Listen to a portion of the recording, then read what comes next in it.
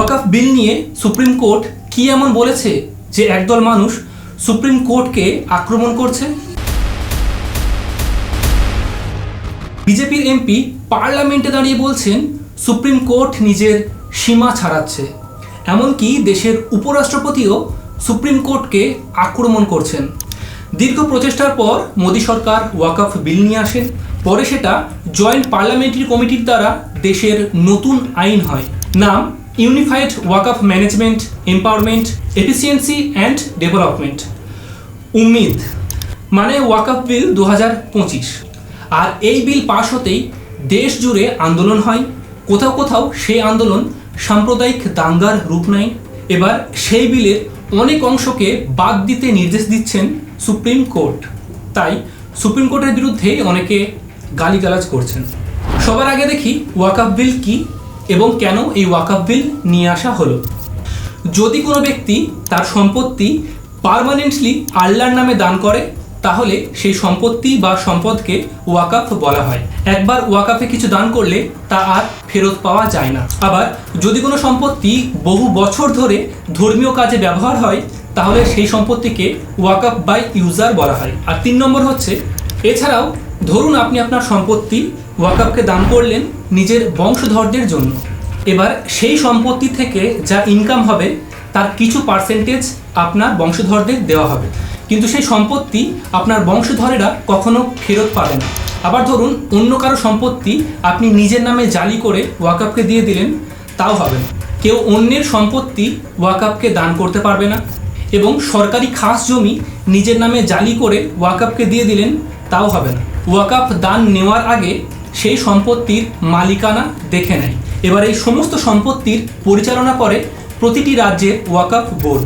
এবার বোর্ড সিদ্ধান্ত নেবে যে সেই সম্পত্তি কি করা হবে, মানে মসজিদ, মাদ্রাসা, কবরস্থান বা মুসলিমদের জনকল্যাণমূলক কাজের জন্য ব্যবহার করা যেতে পারে। তবে ওয়াকফ সম্পত্তি কখনো বিক্রি করা যাবে না, তবে তা ভাড়া দিয়ে ইনকাম করা যেতে পারে। তাই প্রত্যেক রাজ্যে একজন মুতাওয়ালি রাখা হয় যিনি এই সম্পত্তি ম্যানেজ করেন। এবার সময় সময় এই মুতাওয়ালির বিরুদ্ধেও দুর্নীতির অভিযোগ ওঠে, যে তিনি ঘুষ নিয়ে অল্প টাকার বিনিময়ে ওয়াকফের সম্পত্তি ভাড়া দিয়ে দিয়েছেন। আবার বিজয় মালিয়াকে ওয়াকফের সম্পত্তি ভাড়া দেওয়া হয় মদের ব্যবসা করার জন্য, যা করা যায় না। পাশাপাশি অভিযোগ ওঠে যে অনেকে ওয়াকফের সম্পত্তি জোর করে দখল করে রেখেছে। আবার ওয়াকফ বোর্ড জোর করে অন্যের সম্পত্তি নিজের বলে দাবি করছে। এবার এই সমস্ত বিষয়গুলো বিচার হয় ওয়াকফ ট্রাইব্যুনালে। এখানে একটা ছোট্ট বিষয় বলে রাখি যে ইডেন গার্ডেনকে বলা হয় ওয়াকফের সম্পত্তি, যা মাসে 2 টাকার বিনিময়ে ভাড়া দেওয়া রয়েছে। কিন্তু না, এমন কোনো তথ্য নেই। রানী রাসমণির দেওয়া জমিতেই বাগান তৈরি করেছিলেন ব্রিটিশ 2 বোন।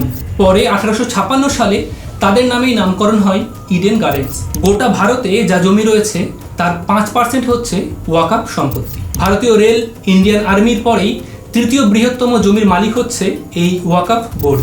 সার্চার কমিটির রিপোর্ট অনুযায়ী এত সম্পত্তি থেকে ওয়াকফ বোর্ডের বছরে ইনকাম হয় 163 কোটি টাকা, মানে 2.7% রেট অফ রিটার্নস। তাই ইনকাম বাড়ানো ও বেটার ম্যানেজমেন্টের জন্য কেন্দ্রীয় সরকার এই নতুন বিল নিয়ে আসে। 1913, 1954, 1995 এবং 2013 সালেও এই বিলের সংশোধন করা হয়েছিল। তবে 2025-এর এই নতুন বিল নিয়ে এত আন্দোলন কেন? বিতর্কিত অনেকগুলো পয়েন্ট রয়েছে, তবে উল্লেখযোগ্য এই 5টি। কোনো অমুসলিম যদি ওয়াকফ বোর্ডকে কিছু দান করতে চায় তা আর করা যাবে না। শুধুমাত্র তারাই দান করতে পারবেন যারা 5 বছর ইসলাম ধর্ম পালন করছেন। প্রশ্ন ওঠে যে অন্য ধর্মের ক্ষেত্রে তো তা হয় না, মানে একজন অহিন্দু চাইলে যে কোনো হিন্দু মন্দির বা প্রতিষ্ঠানে দান করতে পারেন। পয়েন্ট নম্বর 2, ওয়াকফ বোর্ডে 2 জন অমুসলিমকে রাখা হবে। প্রশ্ন ওঠে যে হিন্দু মন্দির পরিচালন বোর্ডগুলোতে কি মুসলিমদের রাখা হবে? আর অমুসলিমরা দান করতে পারবে না অথচ বোর্ডে থাকতে পারবেন? এখানে সুপ্রিম কোর্ট জানিয়েছে কোনো অমুসলিমদের বোর্ডে রাখা যাবে না। পয়েন্ট নম্বর 3, ওয়াকফ ট্রাইব্যুনালে একজন মুসলিম আইনজীবী থাকতেন, তা আর থাকবে না। এবার সেই জায়গায় জেলা আদালতের প্রাক্তন বা বর্তমান বিচারপতিরা থাকবেন। এবার প্রশ্ন ওঠে, জেলা আদালতের বিচারপতি ট্রাইব্যুনালে থাকতেই পারে, কিন্তু মুসলিম আইনজীবীকে ট্রাইব্যুনাল থেকে সরানো হচ্ছে কেন? Point number 4, audit account registration নিয়ে কেন্দ্রীয় সরকার আইন তৈরি করতে পারবেন, যা ওয়াকফ বোর্ডকে মেনে চলতে হবে। প্রশ্ন ওঠে, তার মানে কেন্দ্রীয় সরকার ঘুরপথে ওয়াকফ বোর্ডকে কন্ট্রোল করবে।